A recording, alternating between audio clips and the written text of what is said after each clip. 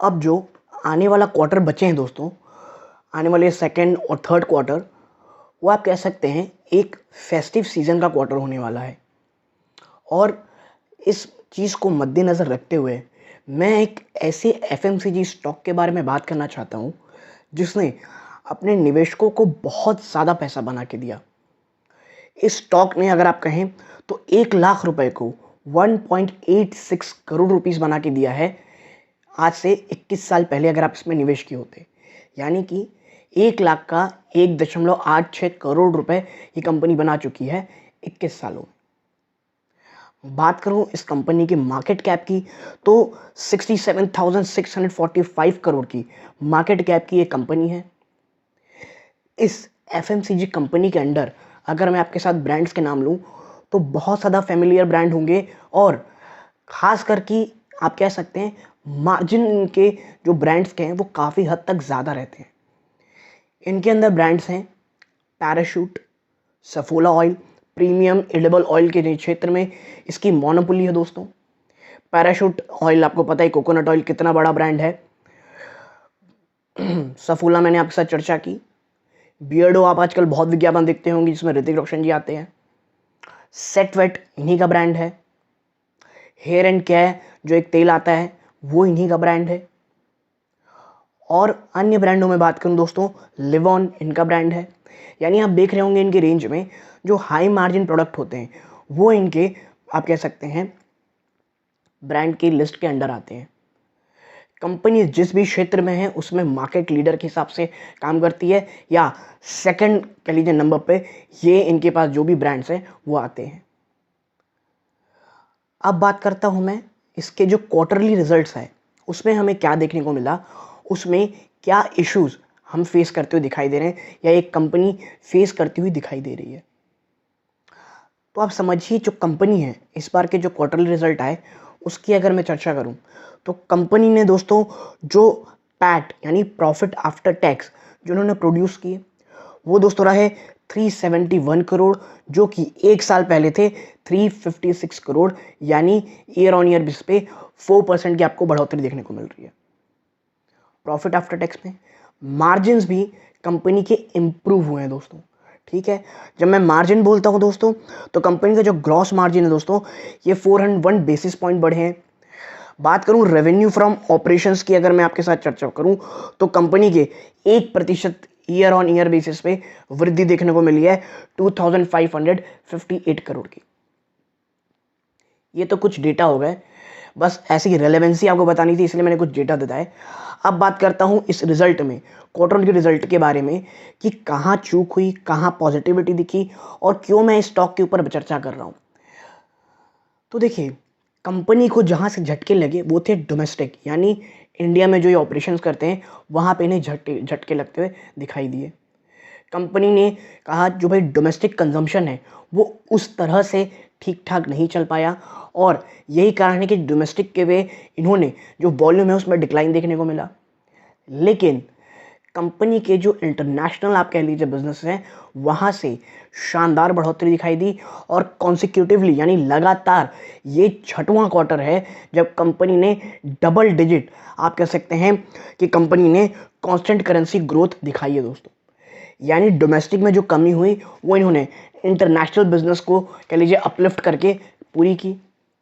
और डोमेस्टिक में कमी आने का रीज़न्स क्या था?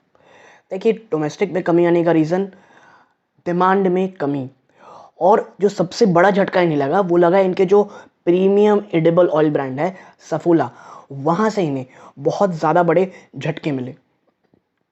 और यही कारण है कि कंपनी का जो डोमेस्टिक मार्केट है उसमें उन्होंने कह सकते हैं आप लूज किया इन्होंने।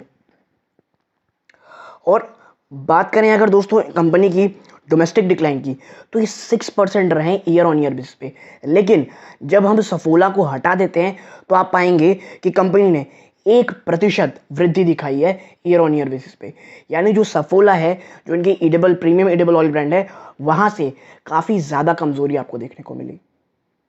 हाँ, मार्जिन्स में इम्प्रूवमेंट इसलिए हुआ क्योंकि जो कॉर्पा के जो रॉ मटेरियल होता है दोस्तों, कॉर्पा होता है जो आप सूखा सफ़ेद लेयर देखते हैं नारियलों में, वो होता है जो कि कोकोनट ऑयल बनाने में इनके काफ़ी काम आता है। वहाँ पे जो स्टेबिलिटी मिली वो इस कंपनी को बहुत हद तक मार्जिन को इम्प्रूव करने में हेल्प की। प्लस पाम ऑयल भी आप कह सकते हैं वो जितनी ज़्यादा हाई रेट में कर रहा था वहाँ पे कमी होना या ठंडापन आना उनके रेट्स में कंपनी की काफ़ी सहायता किया है।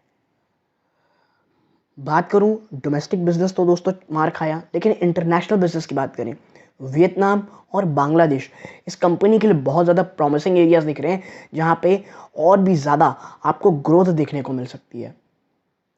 कॉर्पा के जो रॉ मटेरियल है वहाँ पे उनके जो रेट्स हैं वहाँ पे कमी होने के कारण, या कमी आप ज़्यादा अच्छा वर्ड होगा, स्टेबिलिटी वहाँ के प्राइसेस के कारण कंपनी को अभी कोई भी प्रॉब्लम दिखती हुई दिखाई नहीं देती है। लेकिन on the brighter side company के लगभग आपके साथ अगर मैं चर्चा करूं तो लगभग आप कह लीजिए कि जो पोर्टफोलियो है उसका अप्रॉक्सीमेटली 93 टू 96% की जो भी प्रोडक्ट्स हैं उन्होंने अपना मार्केट शेयर गेन किया है। और मैरिको भी अभी अपने आप की बात ये कर रहा है, जो भी इसमें ब्रांड में काम करते हैं उसमें मार्केट शेयर बढ़ाएं और काफ़ी हद तक ये कामयाब भी रहे हैं दोस्तों।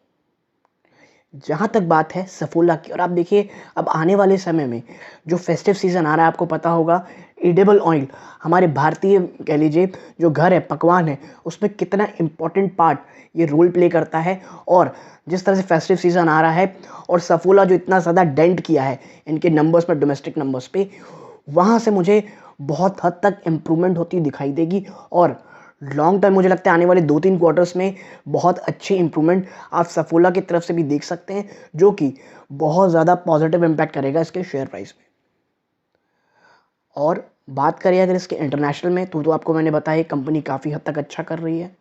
प्रोडक्ट पोर्टफोलियो में लगातार मार्केट शेयर इसका जारी है।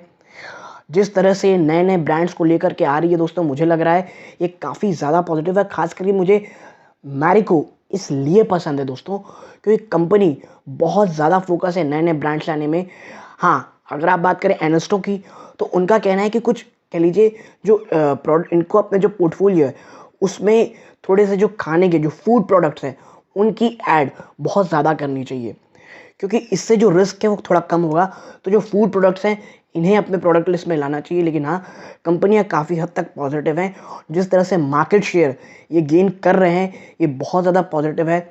हाँ, सफोला का गेन जो मैंने बताया, आने वाले समय जो हमारे सामने फेस्टिव सीज़न खड़े हैं वो बहुत ज़्यादा इसको हेल्प करेंगे अपनी जो कह ले सकते हैं आप जो ये आपको दबाव देखने को मिल रहा है सफोला के उस पर, वहाँ से इम्प्रूवमेंट करने में।